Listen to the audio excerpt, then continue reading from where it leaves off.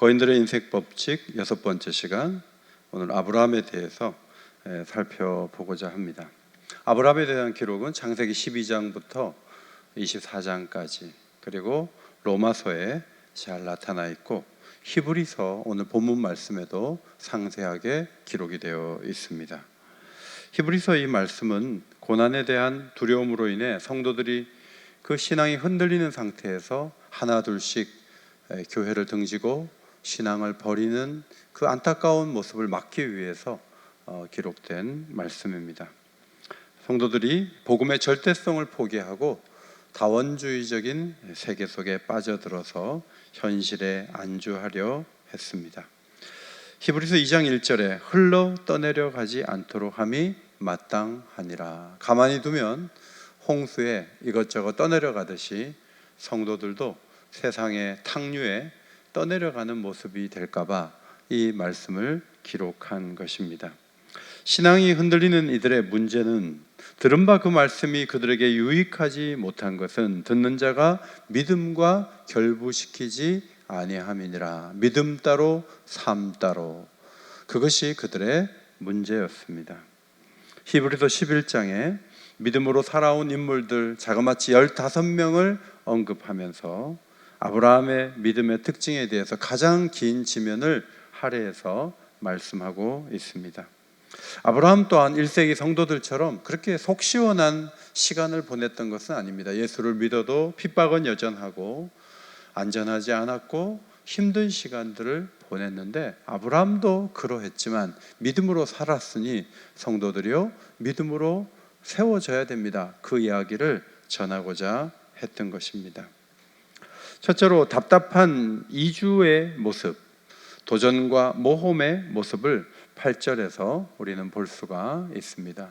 8절 말씀, 믿음으로 아브라함은 부르심을 받았을 때 순종하여 갈 바를 알지 못하고 나아갔다 그랬습니다. 아브라함이 갈대아 우르 지역을 벗어나 가나안 땅으로 이동을 했는데, 지도를 잠깐 보시면은 바벨론 땅에서 먼 길을 하란을 거쳐서 아브라함이 이스라엘로 들어간 것을 보게 됩니다. 그는 어떻게 그 먼 길을 그렇게 갈 수 있었을까? 밀리엄 바클레이는 우리가 잘 모르는 동방에서 전해온 설화 몇 편을 소개하면서 아랍 지방의 한 편의 설화를 소개해 주었습니다. 아브라함이 아버지를 따라 우상을 파는 집에서 일을 했는데 70세가 넘은 노인 한 분이 오셔서 우상을 사는 거예요. 그런데 그 노인에게 아브라함이 이렇게 말했다는 것이죠. 당신보다도 더 어린 신을 섬기다니 당신은 참 바보 같습니다. 그리고 아브라함은 몽둥이로 진열된 우상을 다 부수고 남은 하나의 우상에게 그 손에 몽둥이를 딱 쥐어주면서 아버지 데려가 왔을 때 이렇게 말했어요. 어떤 여자가 신들에게 주려고 음식을 가지고 왔는데 이 마지막 남은 이 우상이 자기가 먹으려고 싹 다 부셨다는 거예요. 그러니까 아버지가 야, 나무하고 돌로 만든 우상이 어떻게 그렇게 할 수 있냐고 얘기했더니 아브라함이 아버지 지금 말씀하신 그대로입니다. 우상은 무기력해요. 이거 버려야 됩니다 라고 얘기를 했다는 이야기가 전해내려고 있다는 것이죠. 아브라함이 먼저 손을 내밀었을까? 하나님이 먼저 찾아오셨을까? 성경은 우리가 하나님 찾을 만한 선함과 의지가 없기 때문에 하나님이 먼저 찾아오셔서 아브라함에게 좋은 믿음을 주신 것으로 그렇게 우리가 이해해야 하겠죠. 창세기 12장을 보면 여호와 하나님께서 아브라함에게 고향 친척 아버지 집을 떠나 내가 내게 보여줄 땅으로 가라 그렇게 명하셨습니다. 보여줄 땅이 어떤 것인지 집도 모양을 보여주고 그 공간이 어떤 지역인지 지금 구글에서 위에서 찍어가지고 보여주듯이 하나님께서 그렇게 보여주신 것이 아닙니다. 막연하게 말씀하셨어요. 그래서 갈 바를 알지 못하고 걸음걸음 움직이다 보니 가나안 땅까지 갔던 것이죠. 여러분, 포기해야 될 것은 너무나 분명하지 않습니까? 살던 집을 내놓고 가야 됩니다. 자기가 일하던 직장도 내려놓아야 됩니다. 그동안 사람들과 맺었던 수많은 관계들도 다 정리되고 없어집니다. 내려놓는 건 너무나 분명해요. 그런데 얻을 것은 희미했어요. 뭘 얻는 거지? 가면은 말도 다른 말을 해야 되고 언어도 다르고 새로운 사람들이 공격하면 그 안전하지 않은 데서 살아야 되고 불편한 것이 한두 가지가 아니었습니다. 75세에 그렇게 나갔기 때문에 젊은 기분에 그냥 욱하는 마음에서 떠난 것도 아니에요. 매우 힘든 결정을 내렸지만 그는 아버지 집을 떠나 낯선 땅으로 이동했습니다. 광야 백성들이 굉장히 고통스러워서 애굽을 떠나기를 원했지만 이스라엘 백성들이 광야에서 정말 힘들어했던 게 뭔지 아세요? 뜨거운 태양 아래서 추운 밤에 지내면서 그것도 힘들었지만 떠나오기는 했는데 도대체 언제 들어가는지, 젖과 꿀이 흐르는 땅이라고 했지만 아무도 가본 적이 없는 그 땅을 걸어가는데 하나님의 말씀이 너무 막막한 거예요. 그게 힘든 거예요. 그러니까 너무 힘드니까 우리가 바라던 삶이 이게 아닌데, 이렇게 현실이 척박하다면 약속된 미래가 온다 하더라도 언제 온다는 거야 하고 점점 더 애굽으로 고개를 돌리게 되었습니다. 우리 또한 예수를 믿어 내세의 영광을 보장받았지만 현실이 그렇게 시원하고 후련하게 하루하루 이어집니까? 뭐 천국을 주신다고 하지만 구체적으로 손에 잡힙니까? 약속이 어렴풋하지 않습니까? 아브라함도 그랬어요. 그런데 아브라함이 어떻게 그렇게 이주할 수 있었는가? 두 가지 사실. 하나는 하나님이 살아계시고 나와 동행하신다. 두 번째, 하나님은 약속하신 것을 반드시 이루시는 분이시다. 이것이 아브라함이 잡았던 축복이에요. 우리도 마찬가지예요. 천국은 가봐야 알죠. 요한계시록을 통해서 마음에 그리기는 하지만, 좋다고는 하지만 안 가봤으니까 잘 몰라요. 그러나 하나님께서 이루실 것이다. 그분은 약속하셨고 하나님은 신실하시다. 이 사실을 의지해서 움직일 때 도전할 수 있는 거죠. 몸을 움직일 수 있는 것입니다. 두 번째로, 힘겨운 장막에서 하늘을 바라보는 것도 아브라함이 보여준 놀라운 행동입니다. 9절에 약속의 땅에 거류하여 장막에 거하였다 그랬습니다. 거류한다, 가까이에 거주한다, 그런 뜻이에요. 가나안 땅에 가니까 누군가 이미 살고 있어요. 그들 곁에 텐트 치고 사는 거예요. 뭐 여기 너 뭔데 여기 와서 텐트 치냐? 그런 얘기를 들어가면서 옆에 끼어서 사는 거예요. 그런데 그 땅도 비가 잘 오지 않아서 애굽으로 이주를 가요. 왜냐하면 가축이 다 죽게 생겼어요. 애굽으로 또 갔다가 부인을 빼앗길 뻔한 그런 위기를 만나요. 그리고 돌아와요. 가나안 땅이 그렇게 좋은 땅이 아니었습니다. 실망할 수밖에 없는 환경이었습니다. 이민자들이 이주한 지 한 10년 지나면 좀 잘 살게 되지 않습니까? 근데 아브라함은 이삭과 야곱 이르기까지 전부 텐트 생활이에요. 언제 잘 사는 거예요? 태용호 의원이 탈북해서 한국에 온 지 4년 만에 재산 신고한 거 보니까 18억 재산 신고했어요. 그리고 국회의원 됐어요. 탈북한 지 4년 만에 국회의원 되는 거예요. 집도 있어요. 아브라함은 그 다음 세 이삭, 야곱 가면 뭔가 땅도 좀 사고 집도 좀 짓고 그렇게 해서 이주 생활에 뭔가 만족할 만한 결실을 얻어야 되는데 여전히 초라했단 말이죠. 아브라함이 살았던 우루 지역을 발굴한 것을 보면 2층 집도 있었다. 많은 점토판이 있는 것으로 봐서 그곳에는 오래전부터 학교가 있었다. 그런 지역에서 있다가 3대가 계속 텐트 생활을 한다고 생각해 보십시오. 이것이 그들이 꿈에 그리던 땅이었습니까? 13절에 이 사람들은 다 믿음을 따라 죽었으며 약속을 받지 못하였을 때 그것들을 멀리서 보고 환영했다. 땅을 소유하지 못했어요. 후손도 뭐 하늘의 별처럼 되는 거 보지도 못했어요. 뭐 자신들에게 복이 임해서 모든 민족에게 복이 임하는 거 경험하지도 못했어요. 그리고 약속된 것들만 잔뜩 받아들고 다 누리지도 못하고 죽었어요. 잘못 보면 거액의 수표를 받기는 했는데 그 수표가 공수표였다, 그렇게 말할 수도 있어요. 여러분, 아브라함의 이 고민이 바로 1세기 성도들의 고민이 아니었을까요? 창세기 14장 13절에 도망한 자가 와서 히브리 사람 아브라함에게 알리니, 히브리, 이브리라는 말은 건너왔다 그런 뜻이에요. 유브라테스 강을 건너와서 우리 지역에 정착한 이방인이다, 그런 말이에요. 그런데 그 히브리 사람 아브라함, 그 나그네가 자신이 나그네라고 얘기하죠. 사라가 127세에 죽었는데 해쪽 속에게 매장지를 살 때 아브라함이 이렇게 얘기했어요. 나는 당신들 중에 나그네요, 거류하는 자이니 당신들 중에서 내게 매장할 소유주를 주어 장사하게 하시오 하고 거래하기를 원했어요. 여러분, 아브라함이 이 말을 했을 때는 갈대아 우르에서 떠나온 지 벌써 50여 년, 거의 60여 년 가까이 됐어요. 정말 긴 시간이 흘렀어요. 서울에 올라온 지 50년 됐으면 서울 사람 아니에요? 여전히 나그네라고 자기 스스로 말할 수 있겠어요? 그런데 아브라함은 자기가 나그네라는 거야. 거류하는 사람이니까 그동안 땅도 안 사고 뭐 했어요? 부인이 죽자 그제서야 땅을 매입하는 거예요. 허리를 굽혀서 굴이 있는 땅 거래를 하는 아브라함의 모습, 그가 실패자였습니까? 아니라는 거예요. 아브라함은 더 나은 본향 하늘을 바라보고 살았고 그 신앙을 잃지 않았다. 히브리서 기자는 그렇게 평가했습니다. 그 내세를 향한 그 정신이 이삭에게 이어지고 야곱에게 이어지고 요셉에게 이어져서 애굽의 그 찬란한 문명 속에서 살아가면서도 고위직을 유지하며 살아가면서도 요셉이 여기에 나를 그냥 두지 말고 너희들이 내려갈 때 내 뼈를 가지고 가라, 그렇게 맹세를 시키는 모습을 보지 않습니까? 이러므로 하나님이 그들의 하나님이라 일컬으심을 받으심을 부끄러워하지 아니하시고 그들을 위하여 한 성을 예비하셨다고 했습니다. 하나님은 모든 사람에게 해와 피를 주시지만 모든 사람을 자기 백성을 삼지는 않습니다. 세상에 두 종류의 사람이 있습니다. 한 부류의 사람은 하나님 백성입니다. 한 부류의 사람은 하나님과 관계없는 사람들입니다. 하나님은 자기 백성과 특별한 관계를 맺으십니다.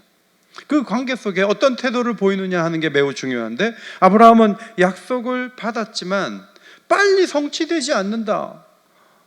땅을 다 등기해가지고 건너주셔야 될 거 아니에요. 제가 부인 죽으니까 이제 굴이 있는 그 땅을 사야 됩니까? 도대체 하나님 주신다는 땅은 뭡니까?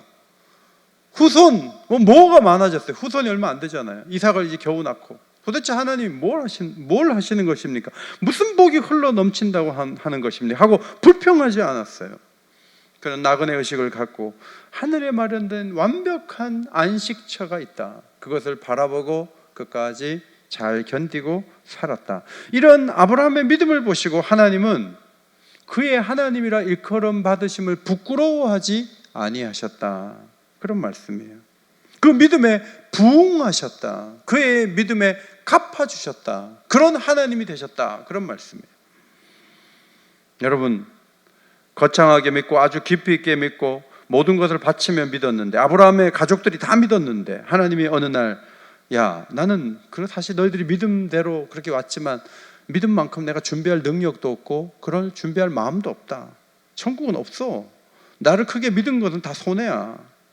이렇게 나오실 분이 아니라는 거예요. 하나님은 신뢰하는 그 이상의 믿음의 선물을 가지고 한 성을 예비하신 분이다, 그런 말씀이에요. 한 15년 전에 그랜드 캐니언에 가서 와, 다들 하고 있는데 저는 이게 다야? 저는 그랜드 캐니언을요 한 10배나 크게 마음에 그렸었어요. 그런데 제 앞에 나타난 그 공간은 그게 전부는 아니지만 작아 보이더라고요. 산에 익숙해서 그런지 밑에 골짜기 보고 와 하기엔 너무 작았어요. 제가 보기엔 그래요. 천국에 갔을 때 여러분들이 와 이러실까요? 아니면 아니 이게 전부야? 이럴까요? 하나님은 우리가 천국 갔을 때 탄성이 터져 나올 만큼 광대하게, 놀랍게, 풍요롭게, 아름답게 준비해 주실 것이다. 히브리서 기자는 그것을 말씀하고 있는 것이죠. 소망이 부끄럽지 않도록 아브라함처럼 내세 영광을 그리며 오늘 좀 초라하고 오늘 좀 힘들지만 그러나 여기가 종착지가 아니다. 하나님의 최종적인 약속은 하늘이다. 이게 믿음이죠. 그 믿음을 가지고 나가야 되겠습니다. 세 번째, 믿음의 배우자에 대한 말씀입니다. 믿음의 인물이 15명 언급되는데 전부 남자예요. 그런데 한 사람 여자, 아브라함의 처 사라의 이야기가 11절에 언급되어 있습니다. 사라가 아들을 낳은 것은 90세에 낳은 것은 믿음으로 잉태할 힘을 얻었기 때문이다. 사실 사라는 하갈을 아브라함에게 보내서 이스마엘을 낳게 하는 치명적인 실수를 범했어요. 그러나 히브리서 기자는 그런 사건을 거론하지 않죠. 4년 전 리우 올림픽에서 1회전 탈락했다 해도 도쿄 올림픽에서 금메달 따면 금메달 리스트지, 그걸 굳이 4년 전에 1회전 탈락했다, 그 얘기를 들먹일 필요는 없죠. 아브라함은 혼자 믿음의 조상이 된 것이 아니라 사라가 도왔다, 그 사실을 부각시킵니다. 하늘의 별과 해변의 무수한 모래와 같이 많은 후손이 생육하게 하겠다는 하나님의 약속을 아브라함이 믿고, 아브라함 혼자서 이삭을 낳은 게 아니잖아요. 사라가 믿음으로 받쳐주고 도와주고 사라의 몸에서 이삭이 낳은 거예요. 믿음의 비전, 함께 이루어가는 것이죠. 사라의 역할이 결코 작지 않았습니다. 핍박의 두려움이 가득했던 세상에서 성도들은 하루하루 힘겨운 시간을 히브리서를 기록할 때 보내고 있었습니다. 여러분, 고난의 시대일수록 부부가 같이 믿음을 가지고 같이 하나님을 바라보는 게 얼마나 큰 유익이 있고 도움이 될까요? 남편이 어려우면 부인들이 다 도와줍니까? 남편이 실패할수록 부인들이 공격적으로 나올 때가 얼마나 많아요. 욥의 부인이 그랬죠. 그래도 자기의 온전함을 굳게 지키느냐? 하나님을 욕하고 죽어라, 이렇게 말하는 부인도 있어요. 제가 아는 어떤 선교사님은 남편이 선교하는데 열심히 하는데 부인이 이렇게 얘기하는 거예요. 당신이 한국에서 목회할 실력이 안 돼서 여기 온 거야. 여러분, 그러면 그런 얘기를 듣고 어떻게 선교를 할 수가 있어요?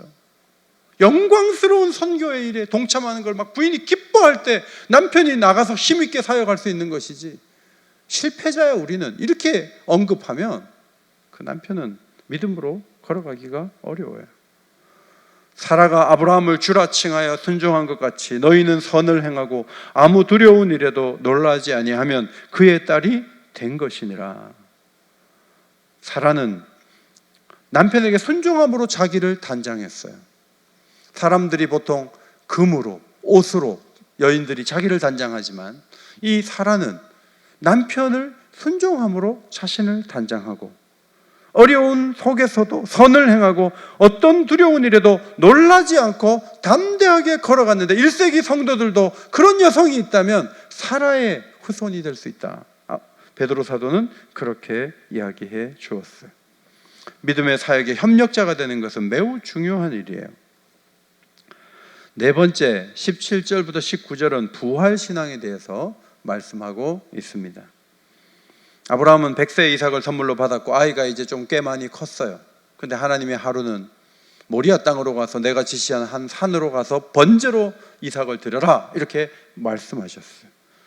이건 잘못 들은 거야. 그럴 리가 없어. 저 아이를 통해서 하나님이 하늘의 별처럼 무수한 해변의 모래처럼 그렇게 만들어 줄 거라고 말씀하셨는데 얘가 죽으면 어떻게 그 일이 이루어져? 내가 잘못 들은 거야 하고 불순종할 수 있어요. 그러나 아브라함은 반박하지 않고 모순이라고 말하지 않고 잘못 들었다고 생각하지 않고 번제로 드려진다 할지라도 하나님께서 말씀하신 대로 해도 하나님이 하늘의 별처럼 만드실 것이다. 어떻게? 다시 살려서.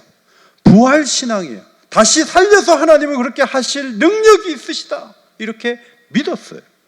그것이 아브라함의 믿음이에요. 나무를 벌려놓고 아이를 묶어서 거기 올라가는데 이삭이 도망도 안 쳐요. 그냥 가서 올라가서 누워있어요. 칼을 들어요. 그런데 하나님이 그제서야 아브라함아, 아브라함아, 칼을 거두라는 거예요. 독자까지도 아끼지 않는 모습을 보며 이제야 네가 나를 경외하는 줄 알겠다라고 말씀하셨어요. 아브라함은 하나님을 어떻게 믿었습니까? 죽은 자를 살리시고 없는 것을 있는 것으로 부르시는 분이다, 그렇게 믿었어요. 이삭이 번제물이 되어 공기 중에 사라진다 할지라도 그분은 다시 살리셔서 그 약속을 이루실 분이다. 전능하신 분이시다. 신실한 분이시다. 그것을 믿었어요. 하나님은 아브라함의 눈에 한 양이 보이게 하셨죠. 그리고 그 양을, 아들을 대신하여 번제로 드리도록 이끌어 주셨습니다. 아들을 잡으려고 데려갈 때 아브라함의 마음에는 죽어도 다시 살 거야, 죽어도 다시 살 거야, 그 마음이 있었어요. 예수님을 십자가에 내어주실 때 성부 하나님 마음에도 예수님이 처참하게 죽음으로 끝나는 인생이 아니라 3일 만에 내가 다시 살릴 거야, 성령을 보내서 다시 생명의 주가 되도록 만들 거야 하는 의지가 있었어요. 한편으로는 슬프지만 한편으로는 소망이 있는 길이었는데, 그것은 아브라함이나 하나님이나 마찬가지였어요. 아브라함과의 관계 속에서 그 일을 미리 투영하셨던 것입니다. 아브라함의 순종에 놀라지만 더 놀라운 것은 하나님의 아들을 십자가에 내어주시는 그 손길이 아니겠습니까? 아브라함은 스탑시켰지만 자신은 끝까지 밀고 나가서 자신의 아들을 십자가에 죽게 하셨던 그분, 그러나 사흘 만에 다시 살리신 하나님의 능력, 그것이 놀랍지 않습니까? 여러분, 하나님을 어떻게 믿습니까? 우리가 죽어도 다시 살리시는 분이다, 이렇게 믿으면 사실 두려울 거 없습니다. 부활신앙이 가장 귀한 것이죠. 부활이 있기 때문에 죽음은 최종적인 종착지가 될 수가 없습니다. 죽어도 사는 거예요. 그럼 뭐가 두려워요? 두려울 게 없죠. 죽음은 사실 우리를 두려움 속으로 밀어넣죠. 죽었다 하니까 예수님의 제자들이 전부 골방 속에 들어가서 숨도 잘 못 쉬고 있었어요. 그런데 그곳에 주님이 나타나서 내가 살았다 하니까 그 골방에서 나오는 거예요. 그리고 움직이는 거예요. 행동하는 사람으로 바뀌었어요. 두려움이 없는 사람들로 바뀌었어요. 위협이 있어도 거기에 맞서요. 왜냐하면 다시 살아날 수 있기 때문에. 예수님이 다시 살아나니까 우리도 다시 살아난다. 이것이 사도들의 신앙이에요. 고린도전서 6장 14절, 하나님이 주를 다시 살리셨고 또한 그의 권능으로 우리를 다시 살리시리라. 이것이 사도들의 신앙이고 교회의 신앙이에요. 부활신앙은 담대하게 하고 모든 두려움을 이길 수 있도록 움직이게 만들죠. 이웃을 품는 마을 목회라는 제하에 목회와 신학 특집에 올라온 글인데, 코로나 기간에 발행된 잡지예요. 그 중에 실려진 글이에요. 낙동 신상교회, 목사님 부임했을 때 교회 앞에 화장실이 있었대요. 예배 드리는데 화장실 냄새가 예배당 안으로 들어오는 그런 한심한 교회였어요.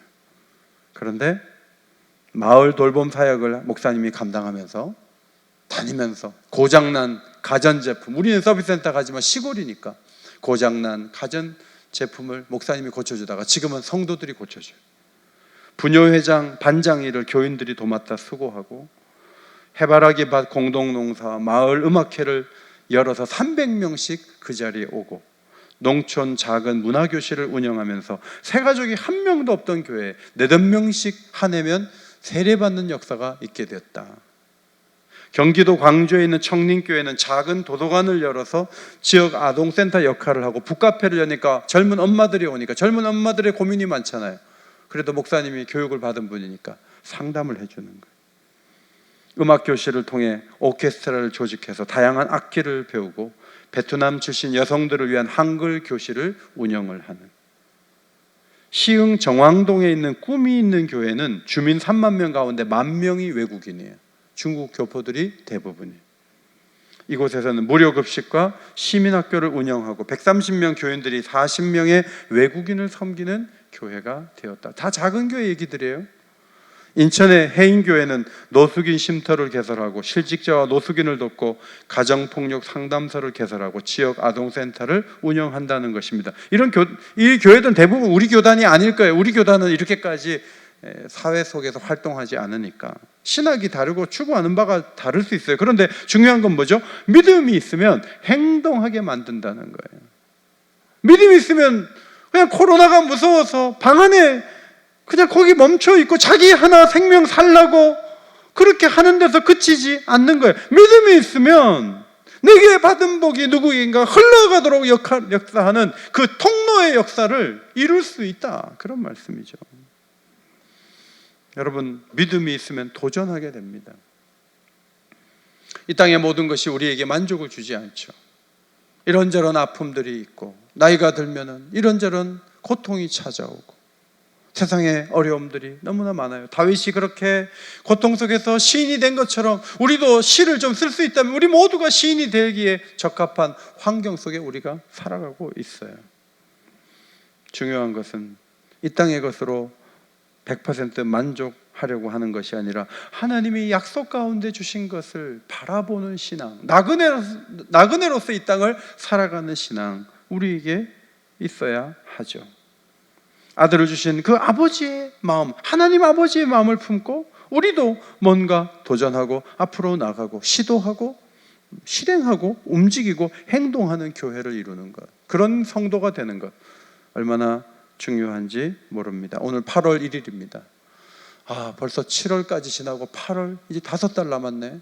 세월의 그 빠른 그 속도만 느끼는 것이 아니라 이 8월에 하나님이 우리에게 원하시는 게 뭘까? 내가 이 상황에서 무엇을 해야 할까? 최선을 다해야죠.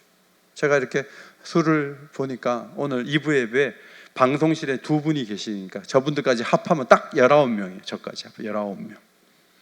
우리가 이게 숫자를 맞추기도 어려워요.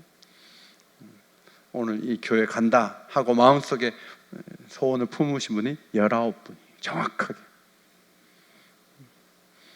마음에 꿈을 품고 앞으로 나가면 하나님이 적합하게 우리를 또 이끌어 가시죠. 이 8월 한 달도 하나님 주시는 은혜와 사랑이 우리 성도들에게 믿음 가운데 넘치게 되시기를 주의 이름으로 축원합니다. 기도하겠습니다.